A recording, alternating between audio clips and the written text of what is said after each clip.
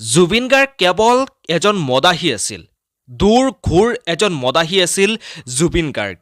কিহৰ কাৰণে মই জুবিন গাৰ্গ কেৱল এজন মদাহীয়ে আছিল বুলি ক'ব লগা হৈছে, এই প্ৰতিবেদন শেষলৈকে চালে আপোনালোকে ভালকৈ বুজিব পাৰিব। সেইবাবে জুবিন গাৰ্গ এজন দূৰ ঘূৰ মদাহী আছিল বাবেই অসমৰ একাংশ মানুহে সেই জুবিন গাৰ্গক সুৰাকণ্ঠ উপাধি দিছিল। সুৰাকণ্ঠ বুলি কৈছিল জুবিন গাৰ্গক। আৰু এতিয়া যেতিয়া জুবিন গাৰ্গ নোহোৱা হৈ পৰিছে, এতিয়া আমি দেখিবলৈ পাওঁ যে জুবিন ক্ষেত্ৰত গৈ একাংশ মানুহে সেই জুবিন গাৰ্গক মদেৰে পূজা কৰা আৰম্ভ কৰিছে, সেই জুবিন গাৰ্গক চাধাৰে পূজা কৰা আৰম্ভ কৰিছে। যিখিনি সময়ত একাংশ মানুহে জুবিন গাৰ্গক ভগৱান বুলি মনা আৰম্ভ কৰিছে, জুবিন গাৰ্গৰ ওচৰত যায় প্ৰতিটো সময়তে সেৱা লয়, যিকোনো এটা শুভ কাম আৰম্ভ কৰিলে জুবিন গাৰ্গৰ সেই সমাধি ক্ষেত্ৰৰ ওচৰত গৈ সেৱা ভাগ লৈ শুভ কাম আৰম্ভ কৰে।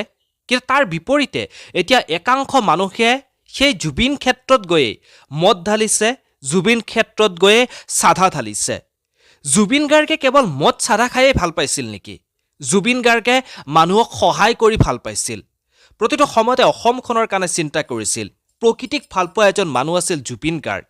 জুবিন গাৰ্গে যেতিয়া সুৰা সেৱন কৰিছিল, তাৰপিছত বহু নতুন নতুন কামৰ সৃষ্টি হৈছিল, যিবোৰ কামে আন ৰাজ্যৰ আগত আমাৰ অসমখনক চিনাকি কৰাই দিছিল, অসমখনক গৌৰৱান্বিত কৰিছিল জুবিন গাৰ্গৰ সেই কৰ্মবোৰে।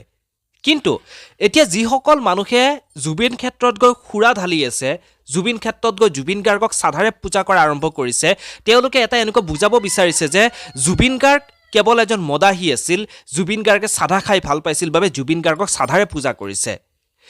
এই কাৰণেই কিন্তু যিখিনি উঠি অহা নৱপ্ৰজন্ম, যিখিনি ল'ৰা ছোৱালীয়ে জুবিন গাৰ্গৰ বিষয়ে দুদিন পিছত জানিব, বুজিব, তেওঁলোকৰ মনত এটা বেয়া প্ৰভাৱ পৰিব। জুবিন গাৰ্গক তেওঁলোকে বেলেগ এটা ৰূপেৰেও তেওঁলোকে জুবিন গাৰ্গক চিনি পাব। গতিকে এইবোৰ কৰাৰ পৰা বিৰত থাকক।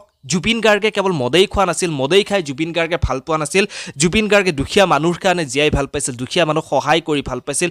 প্ৰতিটো সময়তে দুখীয়া মানুহৰ লগত, প্ৰতিটো সময়তে প্ৰকৃতিৰ লগত তেওঁ জীয়াই থাকি ভাল পাইছিল। গতিকে আপোনালোকে প্ৰকৃত যদি জুবিন অনুৰাগী হয়, তেতিয়াহ'লে তেওঁৰ সমাধি ক্ষেত্ৰত গৈ সুৰা ঢলাৰ বিপৰীতে তেওঁৰ যিবোৰ কৰ্ম, ভাল কৰ্ম, সেই ভাল কৰ্মবোৰ আপোনালোকে লওক আৰু এইদৰেই প্ৰকৃতিক জীয়াই ৰাখক, দুখীয়া মানুহক সহায় কৰক। প্ৰতিটো সময়তে জুবিন গাৰ্গৰ যিবোৰ আদৰ্শ, ভাল আদৰ্শ, সেই ভাল আদৰ্শবোৰলৈ আপোনালোকে আগুৱাই যাওক। জুবিন গাৰ্গক এইদৰে সুৰাৰে, জুবিন গাৰ্গক চাধাৰে পূজা নকৰিব। জুবিন গাৰ্গক কেৱল এজন মদাহী কেতিয়াও সজাই নুতুলিব। এই বিষয়ে আপোনালোকে আপোনালোকৰ মতামতসমূহ জনাব পাৰে। আচলতে যিবোৰ দেখা পাই আছোঁ সেই কথাখিনিয়ে মই আপোনালোকৰ লগত শ্বেয়াৰ কৰিলোঁ। এই বিষয়ে আপোনালোকে কি ভাবে, আপোনালোকৰ মতামতসমূহ তলৰ কমেণ্ট বক্সত কমেণ্ট কৰি জনাবলৈ আশা কৰিছোঁ। পুনৰ লগ পাম এটা ধৰণৰ কিছু নতুন নতুন খবৰে। Justice for Zubeen.